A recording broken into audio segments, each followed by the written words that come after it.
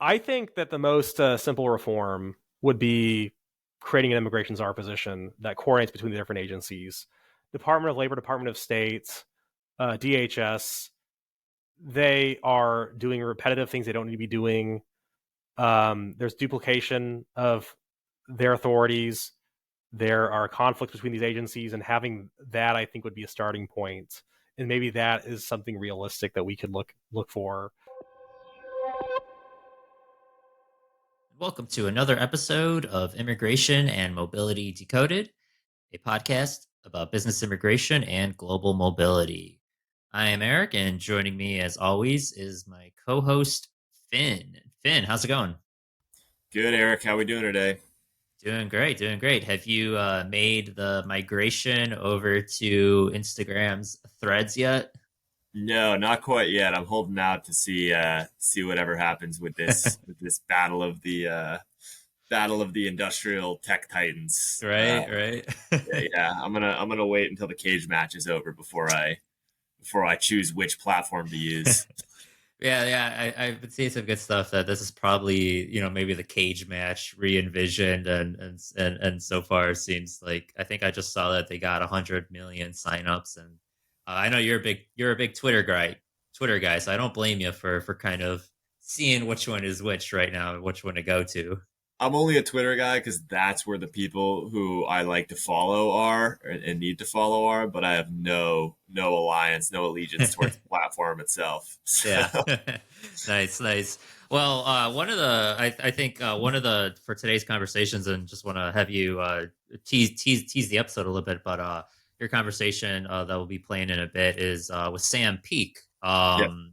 Yeah, can you just tease that real quickly before we hop on to another news item?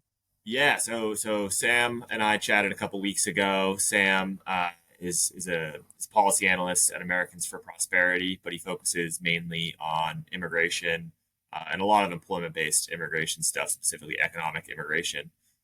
So Sam, has written op-eds in the Wall Street Journal, for The Hill. He's contributed to lots of other news sources that you would recognize.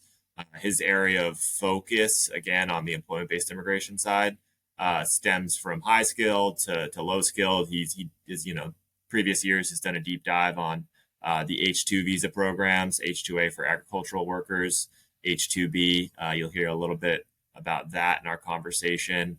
He's also been a big part of the push to ensure that so-called documented dreamers, which are the children of folks who are stuck, immigrants who are stuck in the green card backlog, who age out past being a dependent of their parents. He's been a big part of pushing, pushing the logic behind ensuring that those children, quote unquote, they're 18, 21 year olds are able to stay in the U.S., study here, seek employment, etc. So lots of stuff that we talk about in that podcast. Sam's a really sharp guy. He really has his finger on the pulse of all things immigration policy, reform, legislation. And it was great to chat with him and kind of hear what's going on in DC before the summer gets started. Totally, for sure. Yeah, and it sounds like you guys had a great in-depth conversation. So very much looking forward to that.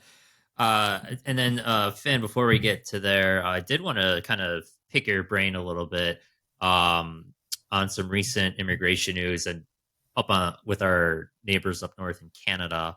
A couple days before our 4th of July holiday, news came out that the Canadian IRCC and their immigration minister were unveiling a new program geared toward the tech sector, and in particular appealing to U.S. H-1B visa holders. Very big news, very exciting news, particularly for Canada's continuing ambitions to welcome more immigrants and meet their goals that they've set through their immigration plans. So, Finn, can you break down this news for us and just what are your I guess it's been a little 2 weeks, so I guess, but we've been off. So your rapid reaction. Yeah, I mean, Canada's been actively poaching U.S. high-skilled immigrant talent for a decade and a half now, right? Kind of famously, they started throwing billboards up in Silicon Valley about 10 years ago, the Canadian government started sponsoring, throwing these billboards up on highways in Silicon Valley, that read H-1B problems, ? Pivot to Canada, check out the options there. And they've just taken a turn in the last couple of weeks to just be more blatantly outright about poaching immigrant talent from the U.S. And they created 10,000 new work permits, I believe, for the next year that are specifically for U.S. H-1B visa holders. We're still waiting on more information about the program to come out and see what it looks like in practice. But essentially, if you're someone who has an H-1B visa in the U.S., maybe you're frustrated with how long it's taken to get a green card. Maybe there are other issues, other uncertainties in the immigration process for you, and you think it might make sense for you to move yourself or your family to Canada and take a role there. The Canadian government's making that very, very easy now. They're essentially saying, hey, if you qualify for an H-1B, you qualify for this particular, work pathway up here in Canada. So please come on up. So it's twofold. One, it creates more options for foreign talent who maybe are, facing some of the difficulties that are par for the course with the immigration process in the U.S. So that's great for them that they have more options. On the flip side, not so great for the U.S. because we're already, the data shows really in the last 4 or 5 years that we are not bringing in as much foreign talent in proportion to the population of people who actually want to come here, and to fill all of the skills gaps that we have. So, again, good news for foreign nationals who have more options. Not so good news for the U.S. as a whole, because Canada is just, again, continuing to take talent that would prefer to come here, but is fed up with all of the barriers that exist, which we talk about pretty regularly on the podcast. Yeah, definitely. No, appreciate that breakdown. And yeah, not only is it good for foreign nationals, it's also good, I think, for Canada's continuing attempt to appeal to businesses, because now businesses have that opportunity and to set up shop in Canada even more so. And I think there's that breakdown by Stuart Anderson, which we can link in the notes. Broke it down pretty good. It's Canada's making that appeal for foreign nationals to everything you just said, and then companies set up shop. You mentioned obviously the big ones, Facebook, Amazon, et cetera, but even more so. Yeah, so more to come on that. Really appreciate that breakdown, and it is a little bit, I guess, zooming out a little bit. I don't know how to best describe it, but obviously Canada and the U.S. are super close allies. They are the neighbors up north. Very important allies, but then you do have Canada making moves like this, wanting to attract foreign nationals, particularly the H-1B visa holders that come to the U.S. and Canada's kind of jumping on some of the weaknesses of the U.S. immigration system. Yep, absolutely.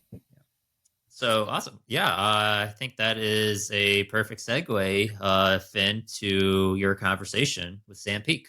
And now I'd like to welcome Sam Peak, Senior Policy Analyst focused on immigration at Americans for Prosperity. Sam, how are you today? Thanks so much for joining us. I'm great. Thanks for having me, Finn. Sam, we're excited to dive into your brain, your knowledge of immigration policy and what you're working on down in DC. And I know our audience will be super interested in hearing about all of that. But just to get started, I want to introduce you to our audience a little bit here. Now, I know you're based in DC now, but you're originally from Kansas City. Now, if you're comparing food between the two places, which is your favorite? Which city hits it better for you? I don't know. I would say that, DC has a lot of like the, has a great Thai scene. If I'm feeling like Thai food, I would say DC. But Kansas City does have iconic barbecue. In case your audience doesn't know this, Anthony Bourdain, he's got this list, this global list of, I think it's at least like 10 restaurants from around the world. And this place in Kansas City called Joe's Kansas City. Originally it was called Oklahoma's Joe's, but it's now called Joe's Kansas City. But it's in Kansas City, Kansas. It's inside of a gas station. but that's on his list for places to eat before you die. It's just a gas station barbecue joint in Kansas City. I've been there, and it is delicious. And I would have to say Kansas City would for sure. I'm gonna have to take a note of that because I'm doing a road trip, likely passing through Kansas City this summer. So it's gonna have to be on the stop list for me. I love good barbecue, and as listeners know, I'm up in Maine, and I can't say we have great barbecue. Really good seafood, but the barbecue game is lacking here. Um, Sam, you've been in DC for a while. I'm sure you've had friends and family come visit you. What's your favorite spot to take a visitor when they come visit you in Washington D.C.? So it's really not so much of the tourist areas. I mean, the reflecting pool is nice. The memorials are nice, but honestly, so there's this place on U Street right across from Ben's Chili Bowl called the Saloon. You can go there every Wednesday starting at 7. You enter in. It's like this 1930s style place. It's got piano nights where all these people from amateurs to experts are playing the piano, and you just get to watch them play the piano. It's anything from them playing contemporary music, like what's all like they might just like play EDM music on the piano, or it might be classical music, or it can be Frank Sinatra. But it's probably one of my favorite places to hang out, or saloon, piano night every Wednesday. Want to just transition into talking shop here a little bit, and give the audience a sense of what you do for Americans for Prosperity, what you do for AFP, and how you got into researching and advocating in the immigration policy space. What was your career trajectory on that front?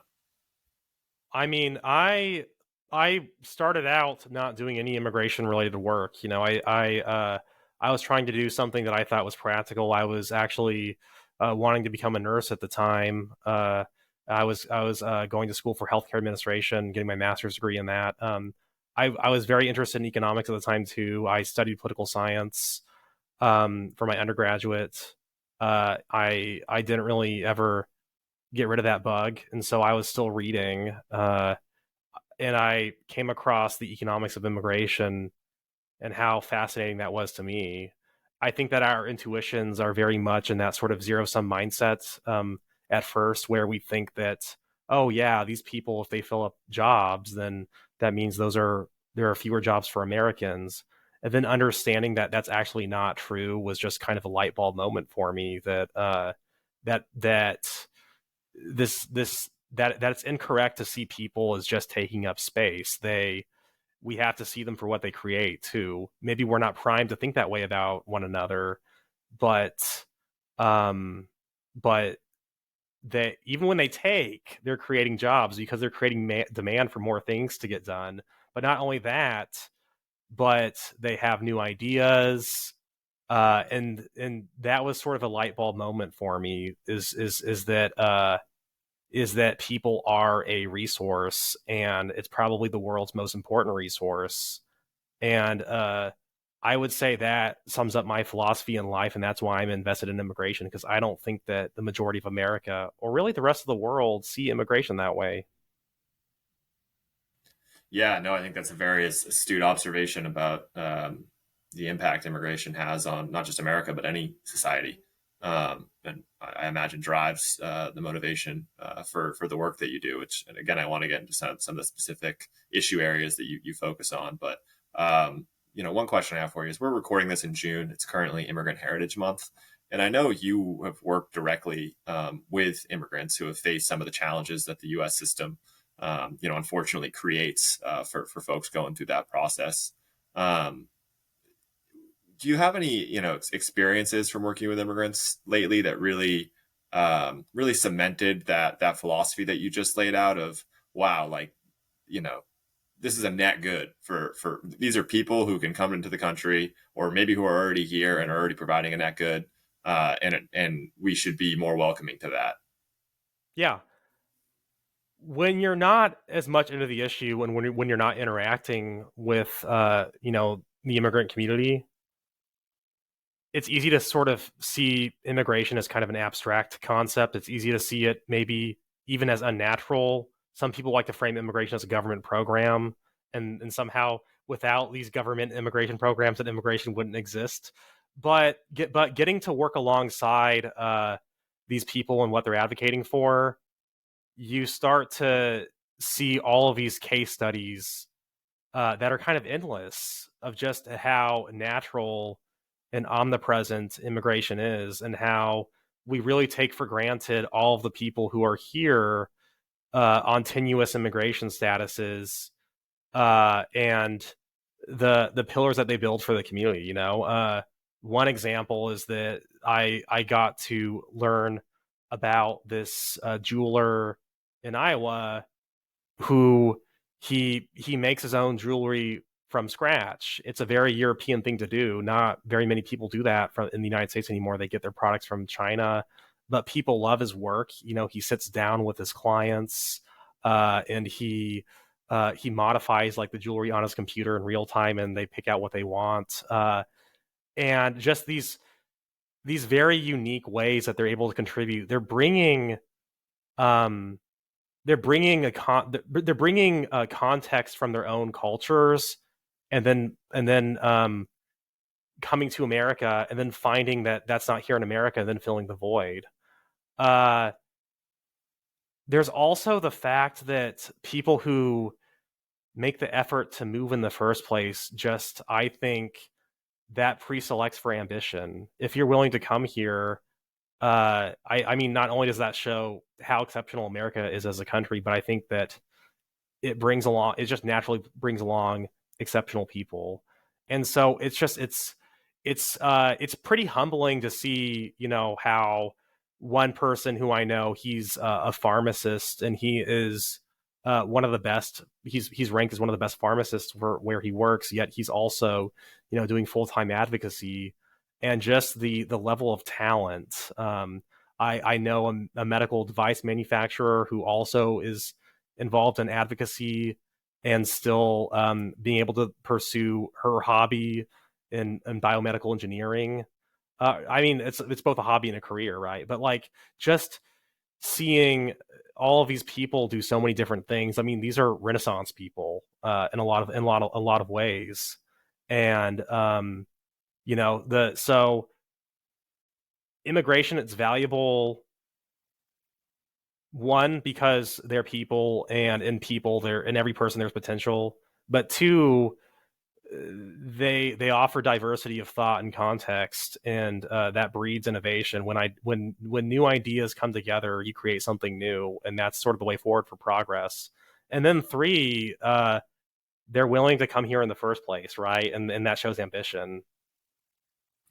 Yeah, no, I appreciate you highlighting the human element of it, right? I mean, folks like you and I, we pay it, and you do your own research on this front too, but we pay attention to kind of all of the macro data around immigration. We, see the number of folks who basically have to self-deport or aren't able to secure a visa and take their talents to other countries, and it's very frustrating. But I think highlighting those human stories really accentuates the message of how important immigration is at a ground level. And that's kind of something I want to ask you about. I know one of the issue areas that you focused on in the past couple of years, and have written several pieces about, including in the Wall Street Journal, is the importance of the H-2A visa program for the U.S. economy. You're the expert on it, so I want to give the floor to you. Can you explain to our audience what the H-2A visa is and why it's become such an essential staple of America's food system? And then maybe, if I can tack on one other thing, the problems that currently exist with the H-2A visa program. Yeah, absolutely.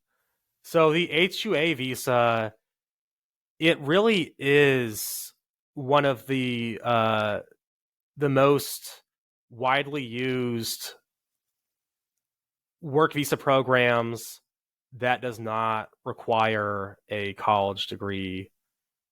And they're meant for agricultural workers, so a lot of rural America uses them.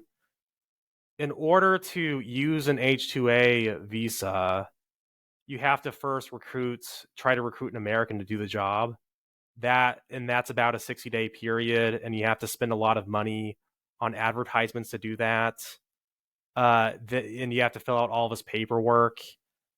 It's roughly about 70 separate application steps that all these agencies are reviewing.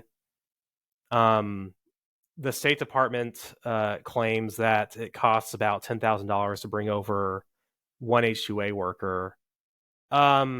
Despite, though, how, all the paperwork and all the costs required to bring over an H-2A worker, employers still aren't able to find enough domestic workers, and they don't really want to use H-2A workers necessarily. If they want to hire any worker who's willing to do the job, but the H-2A program has grown from about 100,000 H-2A workers coming in a decade ago to about 370,000 now, a bit more than that. But we've seen exponential growth in this program, and a big reason why we're seeing that is because of the choices that Americans are making about where they want to live. We're seeing a phenomenon where the local hiring options for American farmers in rural areas are becoming increasingly limited. Their workers are getting old. The surrounding population is getting old. Young people are moving out to urban areas where they see more opportunity for themselves. And so they're not able to find American workers that are nearby that want to do the job anymore. And what a surprise that people who are looking for opportunity here and they have not set their roots anywhere yet are willing to work in these areas of America where the labor market is always tight. There are a lot of problems with the H-2A program that can make it even more of a success story than it already is if these problems get fixed. Such problems are the redundancies. So you have U.S. Department of Agriculture, you have a State Department, you have Department of Labor, you have Department of Homeland Security, and in order to petition for a worker, you have to submit the same information to all these different agencies, and they have their own separate approval processes for them. At any point along the way, you can get rejected. And it's a lot of redundancy. It's a lot of time consumption, and it's certain the program would certainly be more widely used if it were streamlined. There's also just different interpretations on how these rules are being enforced, and so the state Department of Labor might interpret one rule a certain way. The Federal Wage and Hour Division may have a different interpretation of that rule. I've spoken to farmers about this, and one example that somebody gave is that during a DOL audit, they said that they were instructed by the state Department of Labor that they were supposed to compensate their worker for travel once they got their visa stamped, whereas the Wage and Hour Division said that person is your employee even before they get the visa stamped, and you have to pay for their travel to the consulate for that. There are disagreeing interpretations on, do you always have to pay for your H-2A workers' housing, even if the H-2A worker is living in Mexico and only coming to the U.S. to do the work? I've learned from H-2A farmers that they have empty housing that they're required to set up, and no one is living in them because that's just what the regulations say. And so there's just a lot of confusion on these very minor things. And with such a complex program, and in such a widely audited program, it's easy to ding employers for good faith mistakes. And so you see these reports saying all this money in stolen wages from H-2A workers. Yes, there are some unscrupulous employers. However, this is a highly complex program that's subject to a lot of audits. And so if an employer is subject to all these requirements and there's a kind of a magnifying glass on them, it's really a result of greater transparency. Unfortunately, it's resulted in some negative coverage, I think, of the H-2A program that is unwarranted. There's a little bit of concern, or a lot of concern really, that this program is, the way it's being regulated, is headed in the wrong direction a bit. So right now, there is the wage that H2A workers are paid. It's called the adverse effect wage rate. It's the mean wage that American workers that are similarly employed in the state are being paid in farming occupations. It's not by any means a perfect measure, but there is this recent regulation by Department of Labor that would add some more that would dissect the occupations that are that farmers are hiring H2A workers for, and instead of simply being someone who is a farm laborer, if 1% of their job is spent, for example, driving their colleagues down to the apple orchard to pick apples, they're going to now be classified as a chauffeur because they're doing, quote, chauffeur work. And because of that, they're entitled to a 30% higher wage. And these surveys, they don't use rural data. They use the statewide data. And so what ends up happening is that somebody who is spending 1% of their job driving, they're now being categorized as full-time New York City chauffeurs simply because they had to do, simply because 1% of their job is doing that, is driving their workers down to the apple orchard. And to make matters even worse, all of their colleagues that are on that same petition with them will be classified as a chauffeur as well, even if they aren't involved in that occupation at all. And so it's a big distortion of reality.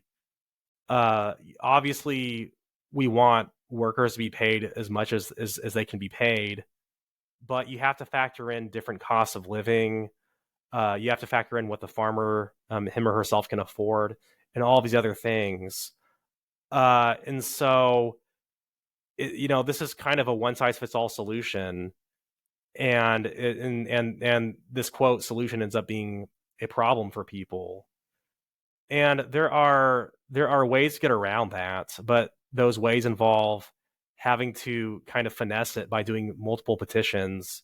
So you have petition for your quote chauffeur, and now you have a petition for your apple pickers. Maybe you'll have another petition for your manager, just so you can kind of stop the bleeding and be able to pay your workers accurate wages. But still, even then, it's very weird if everyone's job is nearly identical, but one person is driving, for them to be subject to that New York City chauffeur wage now. It doesn't really make much sense.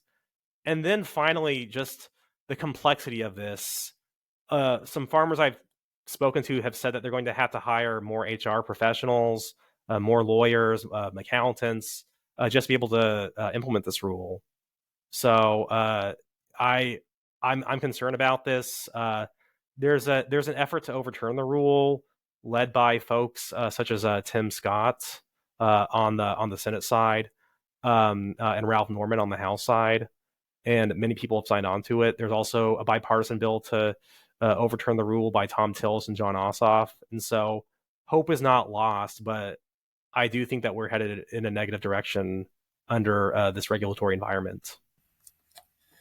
It's striking, the contrast between, where you started that explanation with sort of where it ended up going, right? The demand for H2A workers has only increased significantly, despite, the robust red tape that's involved with bringing one of those workers over that you just outlined. I think folks in our audience, who are more familiar with the H-1B visa, see a lot of parallels between having to navigate those regulations, having to potentially seek out additional help from HR professionals who are expertise in the area, or legal experts as well.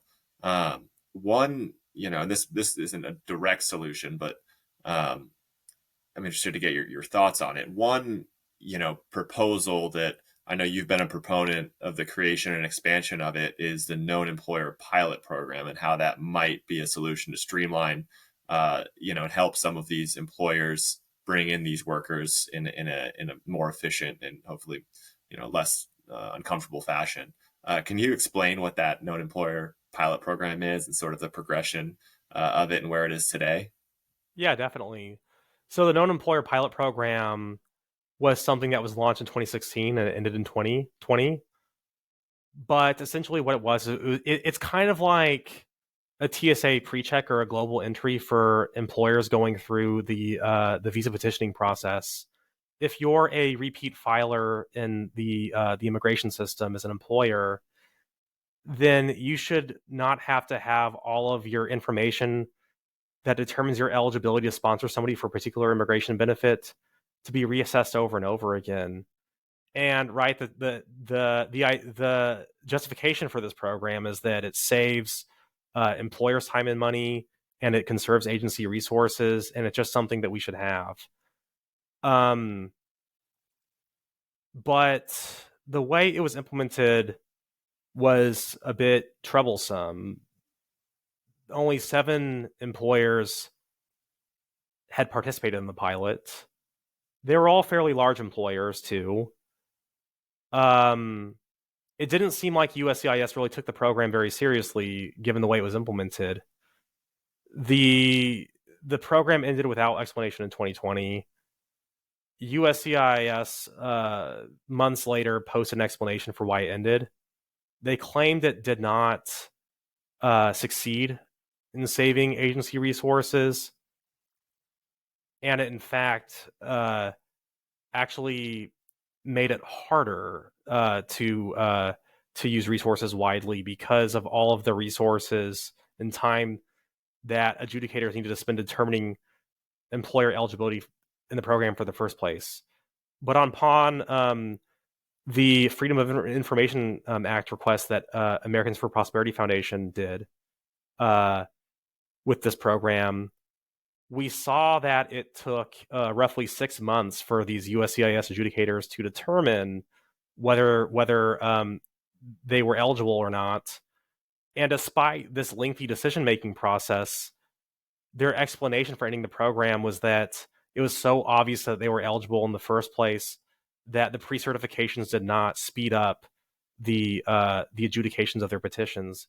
So how can it be that they are spending all this time determining their eligibility and then saying that their eligibility was so readily apparent that these pre-certifications aren't improving things? So it sounds like there wasn't a good faith implementation of this program, and that we need to try something that's similar, if not the known employer program, something that operates in the spirit of that. There were a lot of features of this program that weren't explored.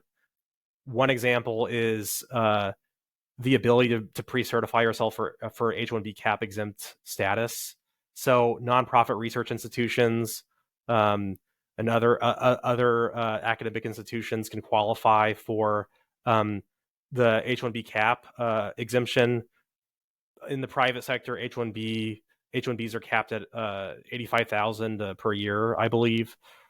But you can get around that cap if you're a research organization. And however, a lot of hospitals are being denied their H-1B cap exempt status. A lot of hospital staffing firms are having trouble because, I think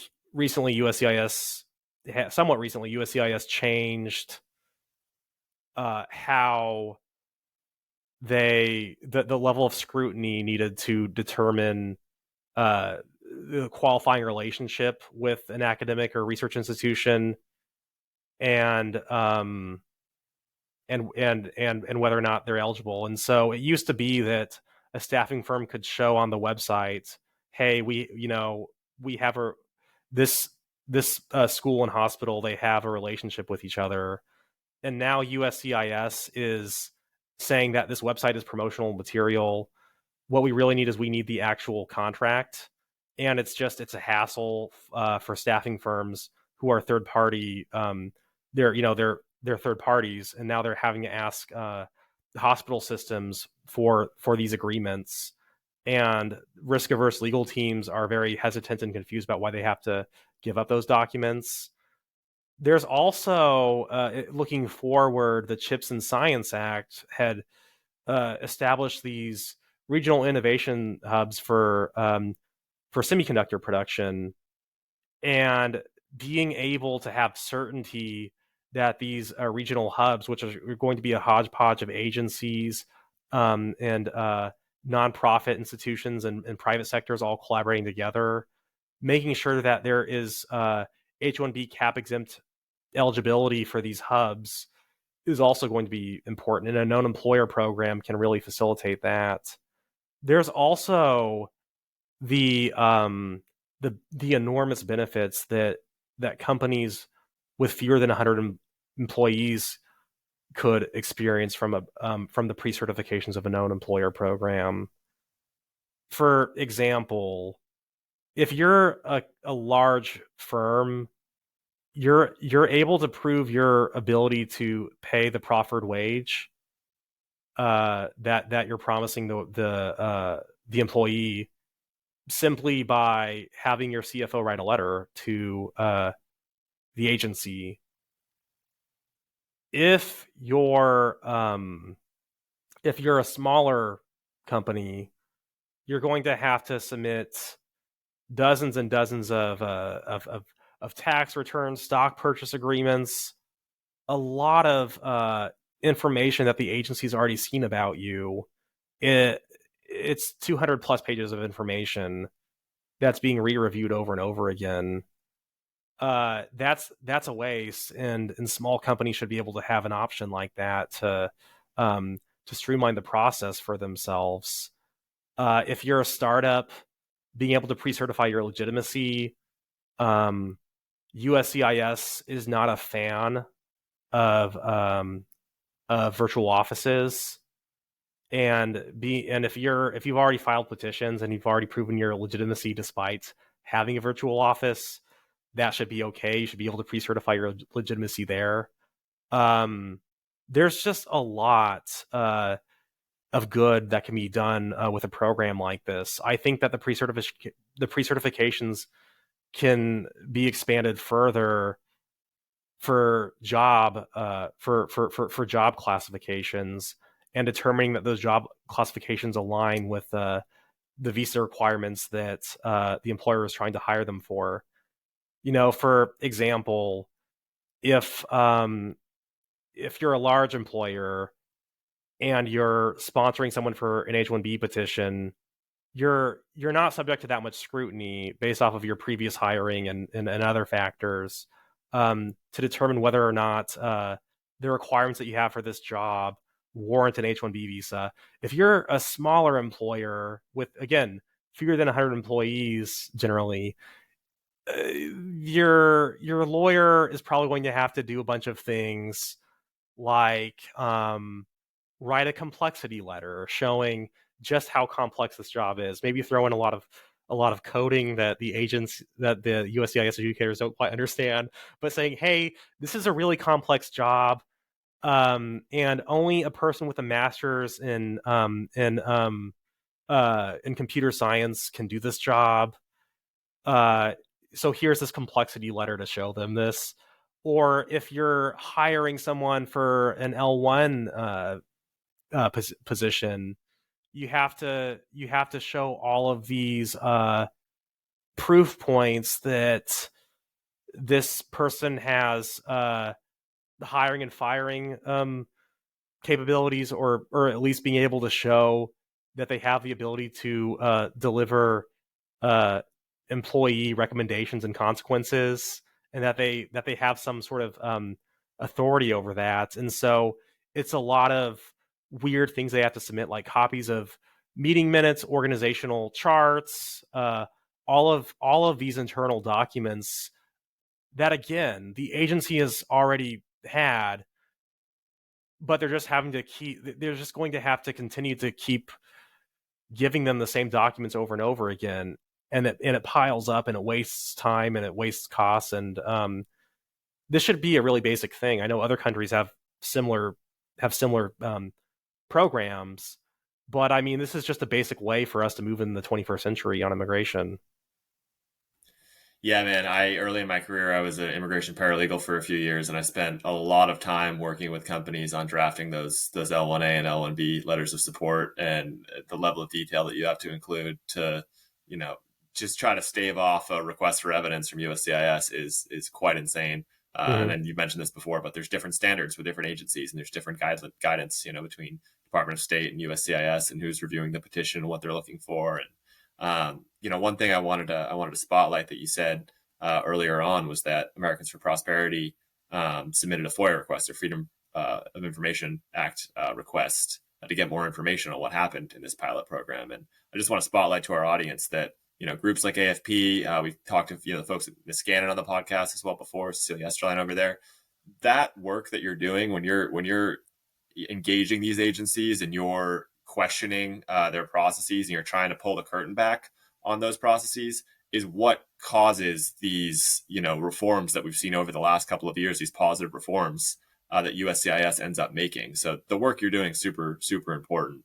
And I think the folks that are in our audience, may see the fruits of your labor, but may not know where that came from. So that's one thing I want to really call out for our audience. I want to be cautious of your time here, but one thing I was really excited to ask you about is you've sort of been a megaphone for this group of individuals who are stuck in one of the U.S.'s many, immigration pits, which are documented dreamers. Can you explain to the audience, and again, a lot of our folks will probably have heard personal anecdotes about who documented dreamers are, but can you explain to the audience what a documented dreamer is and what the issues that those folks are facing currently are? Yeah, absolutely. So people are familiar with what a dreamer is, which are people who they were brought here by their parents. Either they had the misfortune of having to enter unlawfully, or they may have overstayed their visa and become unlawfully present. So their fate is tragic because they have to, if the law's not fixed and if DACA gets rescinded, they have to often go home to a country they barely remember. They may not even speak the language. But little do a lot of people who are not familiar with immigration law know is that you can abide by the law and have the good fortune to follow everything by the book and still find yourself or your children in that predicament. And so they're called documented dreamers is because they face a fate similar to dreamers despite not having been unlawfully present. And I'm sure your listeners will know some of the ways that people can end up in this situation. One common way is if you're the dependent of an H-1B holder who has applied for a green card and they're waiting in the queue. As we all know, the green card line for employment-based visas for Indians is enormous. There's also a lack of clarity with the visa bulletin about when people are going to get their visa. Sometimes it's off by a matter of years because USCIS can't always estimate the number of dependents that are in the system, and so as we know, dependents take up a lot of the employment-based green card space, and so there's just a lot of problems with how they estimate it. But people have no idea how long they're waiting, oftentimes, even though they have a priority date. And so this leads to this tragic situation where you can bring someone over when they're several months old, and you're on your work visa or your student visa. You eventually get sponsored for a green card. Your child experiences their adolescence, their early adulthood, and they're still in the green card queue, still in the green card line. once they turn 21, their dependent status expires. And because the green card line is so long, they aged out of their legal status without having secured a green card yet, even though they were expected to secure a green card. And so they have to hop from visa to visa. Maybe they get a student visa. Maybe they find some other temporary visa. But at the end of the day, this musical chairs of these different visas can come to an end, and they may eventually have to leave the country.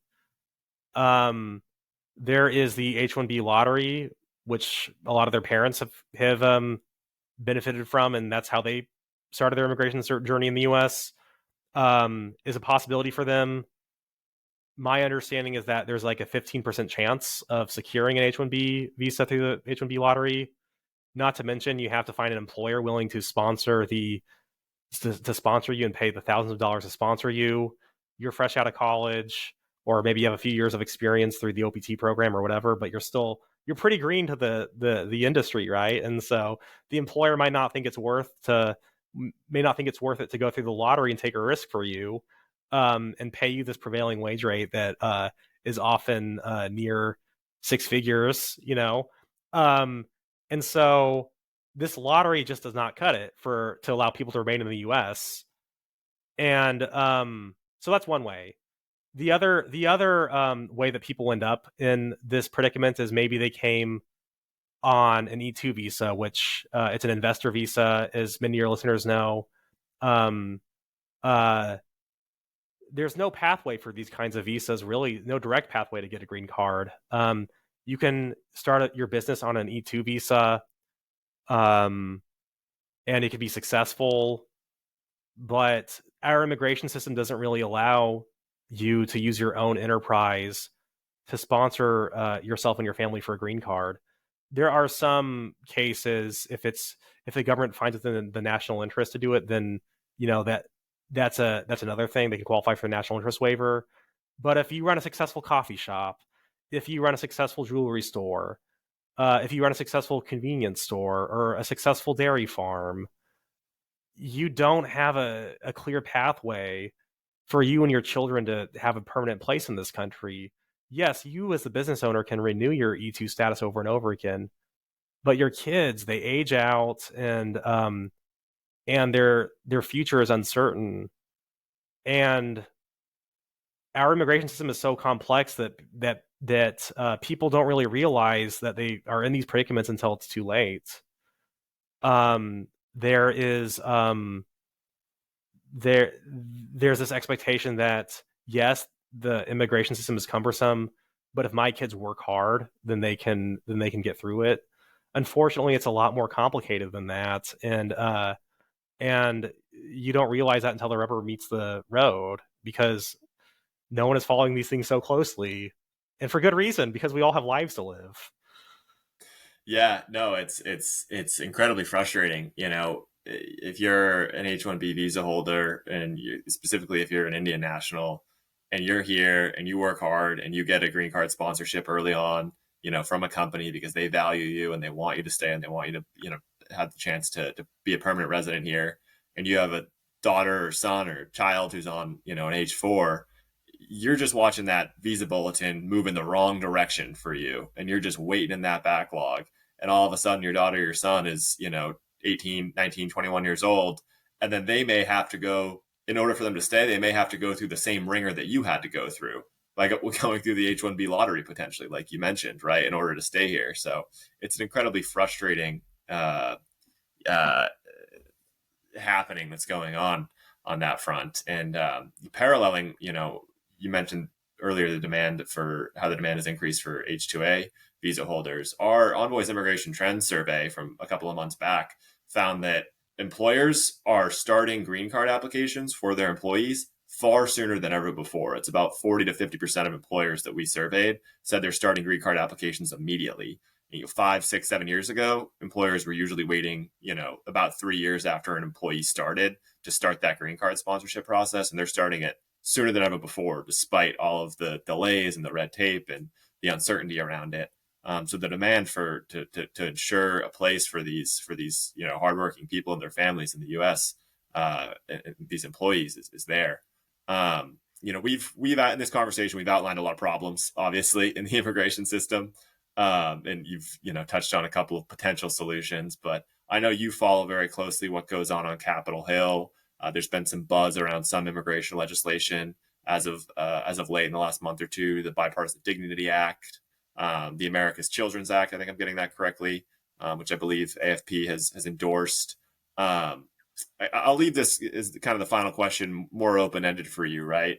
But there's what the agencies can do in the executive branch to make improvements to the immigration system, right? But those may only be band-aids, quite frankly. They may not be long-term solutions. And then there's legislation that can impact the system as a whole. What are you most optimistic about going forward? Do you think that any of these provisions, any of these solutions that we've talked about today have a chance of becoming law, or the rules changing at the agency level? And if so, what are those? Everything has a small chance of becoming law. As we know, Congress is in a crisis of gridlock and has been for these past few decades, especially on these issues like immigration. The Dignity Act is encouraging, not necessarily because it's going to pass, but what bipartisan members of Congress are still willing to sign on to. It has compromises for asylum reform. It creates these things called humanitarian campuses where people get their asylum claims heard in roughly 60 days. They're not being detained, but there's still a limited parameter for them to operate in freely. And it's a nice compromise that we're seeing, and the fact that we're seeing compromises on a hot button issue like immigration, and on the hottest button issues within immigration like asylum. That's very encouraging. It's very encouraging to see that the employment-based side of immigration isn't forgotten about. The Dignity Act has a lot of reforms for green cards. It expands O1 eligibility for those with extraordinary ability for people who are STEM PhD graduates of U.S. institutions. It exempts derivatives from the employment-based green card caps. It makes it so that if you've been waiting the green card backlog for 10 years, that you can adjust your status. And so there's a lot of great employment-based employment-based visa reforms that have not been forgotten about, and that's very helpful because generally it's legalization and border, and the employment side of things can often get thrown under the bus. So it's great to see the inclusion of that. The America's Children Act, I'm very optimistic about. It is a solution to the documented dreamers that we talked about a little earlier. If they have been brought to the country when they were before they are an adolescent, and they've spent roughly a decade in the U.S. Of continuous lawful presence, then they are able to adjust their status to a green card after graduating from a U.S. institution of higher education. It also makes it so that when a child turns 21, that the immigration system recognizes their age from the date that their parent filed for a green card, not the date for when they turn 21, which makes sense to freeze that age at that relevant point in time. It also makes it so that after a child turns 21, they are entitled to the ability to work, and so you're giving people time and freedom to be able to find their own way to adjust their status to a green card instead of just kind of being kicked out of the country or gambling with the U.S. immigration, literally gambling through a lottery to remain here. And that's a sensible reform. A lot of Republicans have signed on in the Senate. Rand Paul from Kentucky and Alex Padilla from California are championing it. We've got a lot of sponsors in the House. It's being led by Mariannette Miller Meeks, who's been very passionate about this bill, alongside Deborah Ross, who has been working very bipartisan on this. And so I'm proud of the work that we've done with this bill. I'm proud of the work that the advocacy group of document dreamers called Improve the Dream has done with this bill.